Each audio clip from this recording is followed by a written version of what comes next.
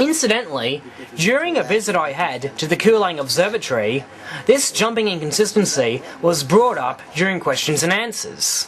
Nice question. Just another thing, you were talking about jumping on the moon earlier. I've seen the actual videos taken from Apollo 11, which Buzz Aldrin's running around, that sort of stuff, on the moonscape. He's not getting much higher than a few inches off the ground, but I've seen some of the later missions in which they're suddenly able to jump extremely high, like for several feet.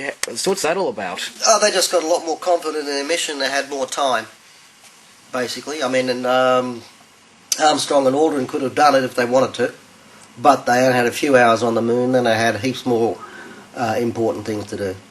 But on the more extended missions from, say, Apollos 15, 16 and 17, where they were up there for quite a while, one of the things was they had to cover a lot more ground.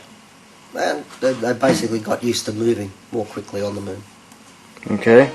Yeah, nothing sinister about it. So.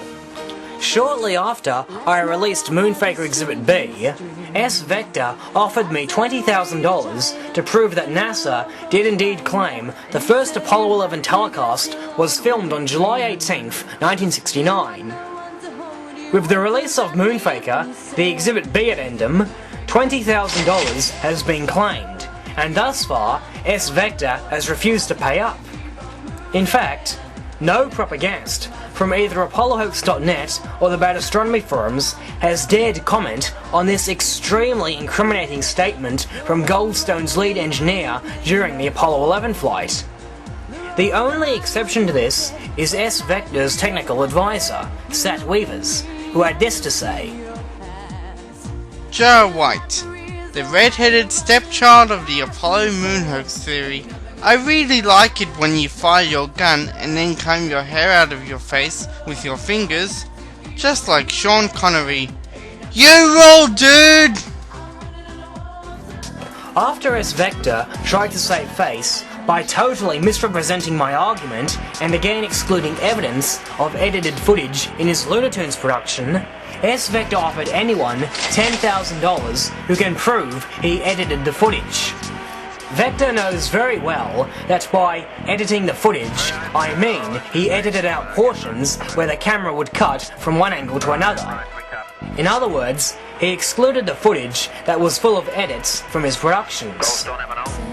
As I stated in the message he misquoted me on, you just censored those cuts to get a point across.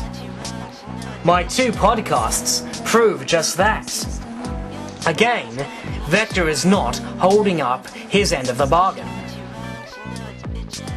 In just 2 days, Svector was asked as many as 24 times to produce evidence that I tried to remove the 3028 telecast from public view, as he stated in the comments page of his video.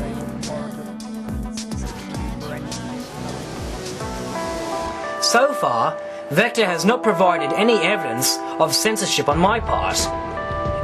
Svector, I speak directly to you here.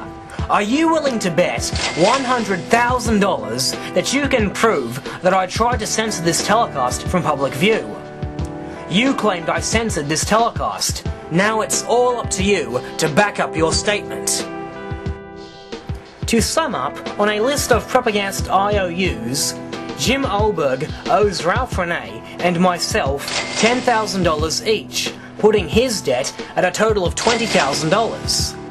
Phil Plait offered $1 million to anyone who can find footage that validates Joe Rogan's claims. It seems he owes money to Eric 144144, Green Magoos, and ironically, Jay Windley for a grand total of $3 million. I'm surprised Windley has never come forth to claim it. And finally, Svector owes me $30,000. $10,000 for proving censorship on his part, and another $20,000 for proving the Apollo 11 telecasts were indeed claimed by NASA to have been filmed on July 18, when in fact they were filmed on July 17.